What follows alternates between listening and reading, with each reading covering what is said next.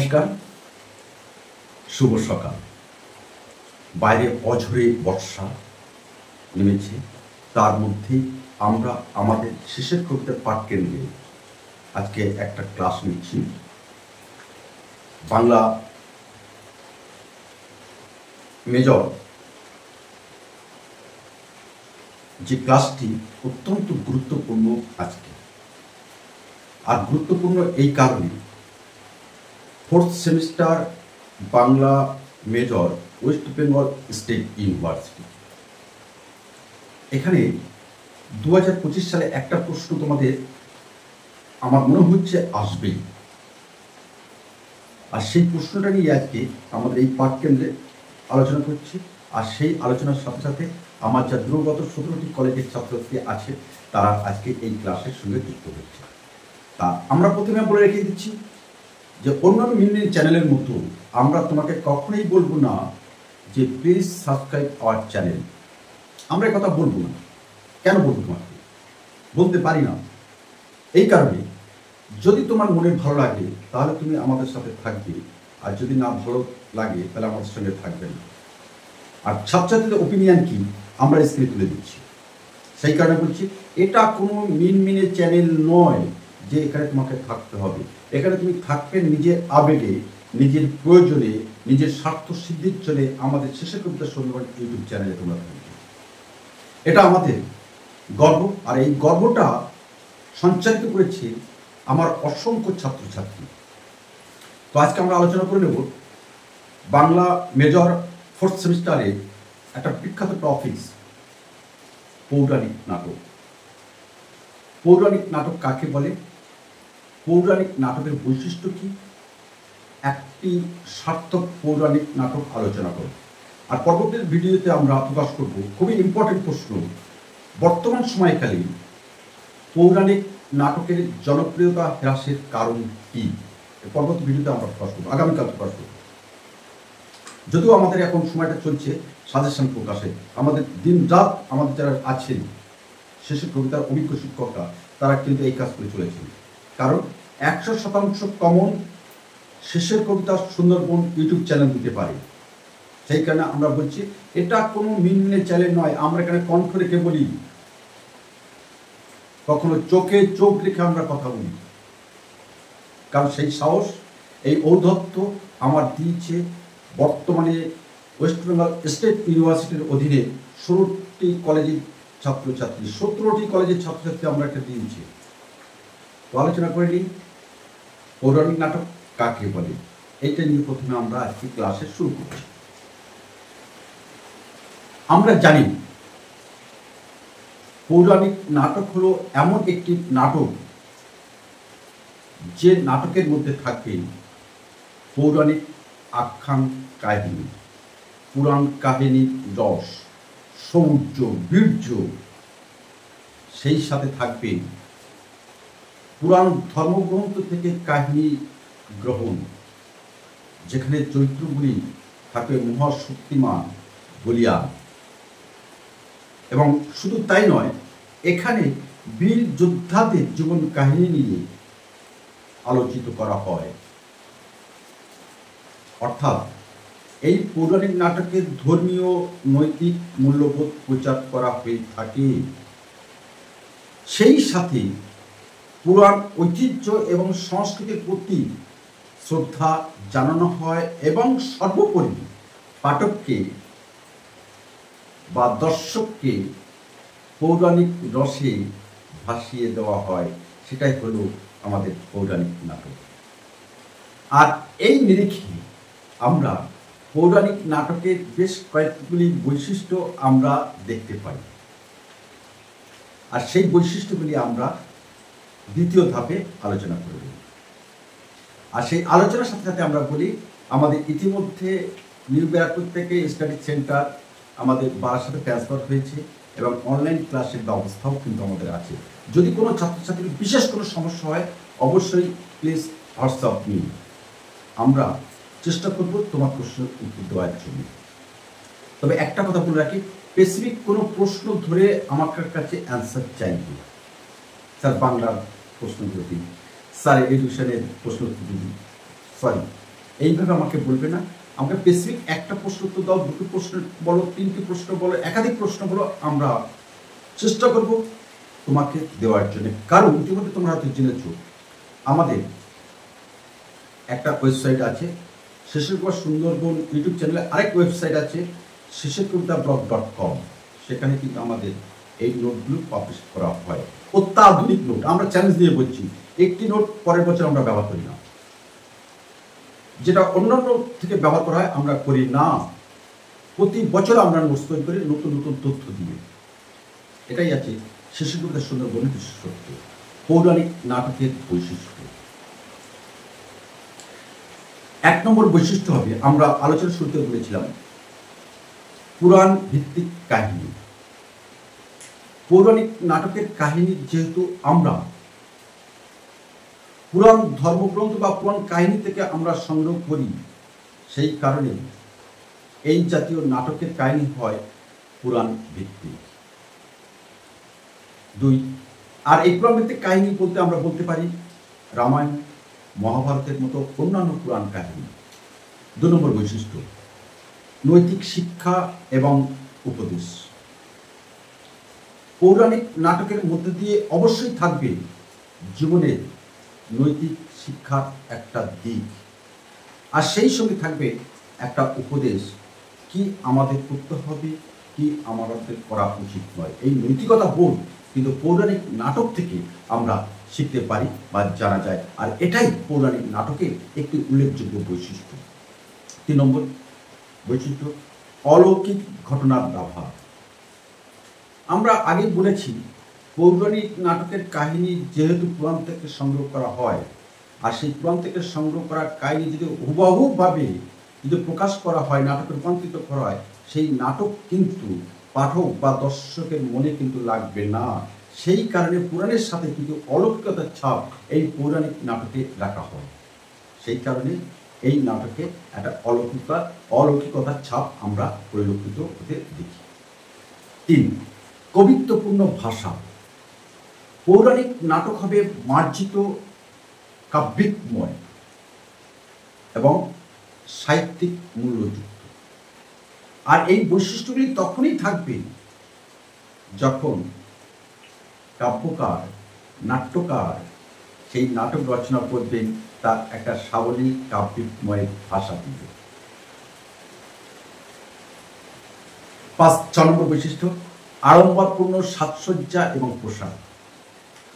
আপনারা ভালো করে লক্ষ্য রাখবেন, পৌরাণিক নাটক বা যাত্রা যখন আপনারা দেখেন, মঞ্চটা কিন্তু আর স্বাভাবিক নাটকের মতো থাকে না, এবং এখানে যে চরিত্রগুলি থাকে তাদের সাজ পোশাক কিন্তু স্বাভাবিক নাটক থেকে কিন্তু সম্পূর্ণভাবে ভিন্ন রূপ। এটা কিন্তু পৌরাণিক নাটকের একটা উল্লেখযোগ্য বৈশিষ্ট্য। পৌরাণিক নাটকের নায়ক নায়িকা গৌরবময় চিত্রণে প্রতিফলিত হয়, অর্থাৎ পৌরাণিক নাটকে যেসব কলাকুশলী থাকেন তারা প্রধানত নীতিবান, সাহসী, ত্যাগী, মহৎ গুণের অধিকারী। আমরা রামায়ণে দেখেছি রাম, লক্ষ্মণ, রাবণ, মেঘনাদ, এরা প্রত্যেকেই কিন্তু নীতিবান, সাহসী এবং ত্যাগী, যারা জীবনকে বাজি রেখে সামনের দিকে এগিয়ে যায়। পৌরাণিক নাটকের আরেকটি উল্লেখযোগ্য বৈশিষ্ট্য হল সংস্কৃতি এবং নৃত্যের উপাদান।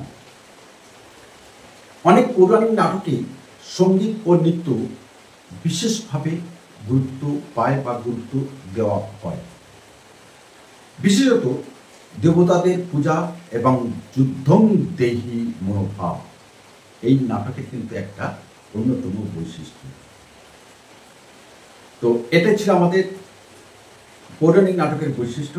এবার আমরা আলোচনা করব মোস্ট ইম্পর্টেন্ট টপিকস। 3, একটি সার্থক পৌরাণিক নাটক। আলোচনা শুরুতে আমরা বলে রাখি, প্রখ্যাত নাট্যকার গিরিশচন্দ্র ঘোষের একটি উল্লেখযোগ্য পৌরাণিক নাটক হল বিল্বমঙ্গল ঠাকুর, যে নাটকটি রচিত হয়েছিল 1900 খ্রিস্টাব্দে।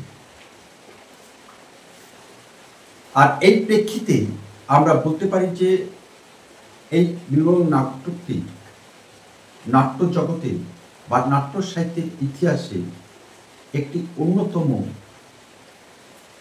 পৌরাণিক নাটক।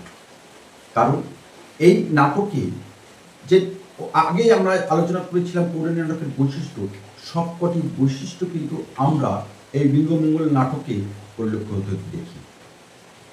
আর সেখানে প্রথমে আমরা দেখি কেন বিল্বমঙ্গল নাটককে আমরা পৌরাণিক নাটক বলছি।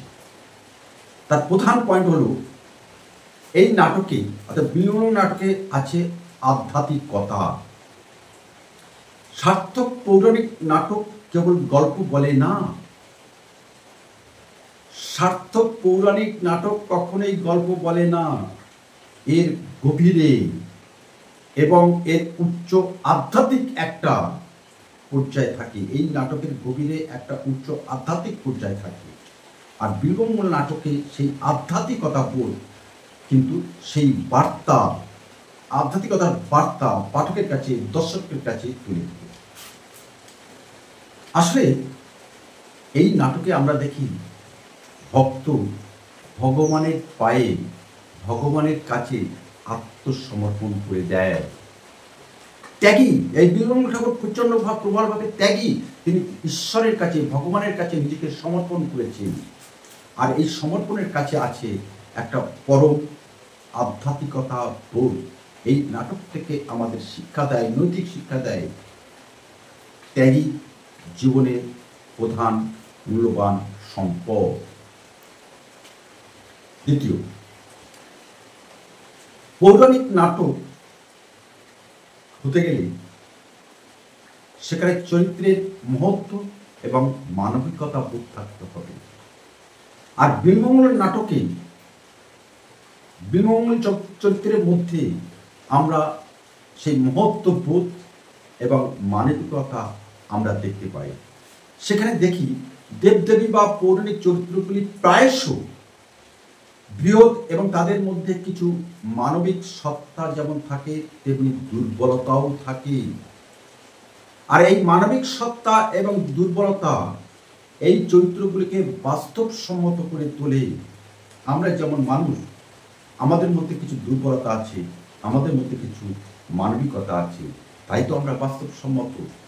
আর এই নিরিখে আমরা বিল্বমঙ্গলের মধ্যে সেই মানবিক সত্তা আমরা দেখতে পাই। শুধু মানবিক সত্তা দেখতে পাই না, তার মধ্যে আমরা দেখতে পাই একটা দুর্বলতা বোধ। আর সেই দুর্বলতা বোধ থেকে, সেই মানবিক সত্তা থেকে আমাদের বিল্বমঙ্গল ঠাকুর এই জগতের সমস্ত বিষয় থেকে পরম ভক্তে পরিণত হয়েছে। শুধু তাই নয়, এই যে পরম ভক্তে পরিণত হওয়ার ঘটনাটি নাট্যকার সুকৌশলে পাঠক বা দর্শকের কাছে বিশ্বাসযোগ্য করে তুলেছেন।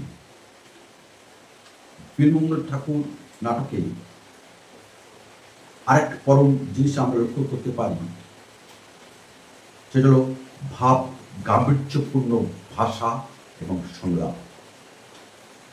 আমরা যখন পৌরাণিক নাটকের সংজ্ঞা বলছিলাম বা বৈশিষ্ট্য বলছিলাম, সেখানে কিন্তু একটা পয়েন্ট কিন্তু আমরা তুলে ধরেছিলাম। পৌরাণিক নাটক হতে গেলে তার মধ্যে থাকবে অবশ্যই কাব্যিকময় ভাষা। আর সেই কাব্যিকময় ভাষার মধ্যে থাকবে একটা ভাব গাম্ভীর্য, সংলাপের মধ্যে থাকবে একটা সংগ্রামী বোধ, চেতনা, যা পাঠককে, দর্শককে হতভম্ব করে দেবে এবং দেশ চেতনায়, ঈশ্বর চেতনায়, আধ্যাত্মিক চেতনায় তাকে ডুবিয়ে দেবে। আর এই ভাবগম্ভীর্য ভাষার ব্যবহার, প্রয়োগ এবং সংলাপ আমরা বিল্বমঙ্গল নাটকে দেখতে পাই। নেক্সট পয়েন্ট, বিল্বমঙ্গল ঠাকুর নাটককে আমরা কেন পৌরাণিক নাটক বলছি?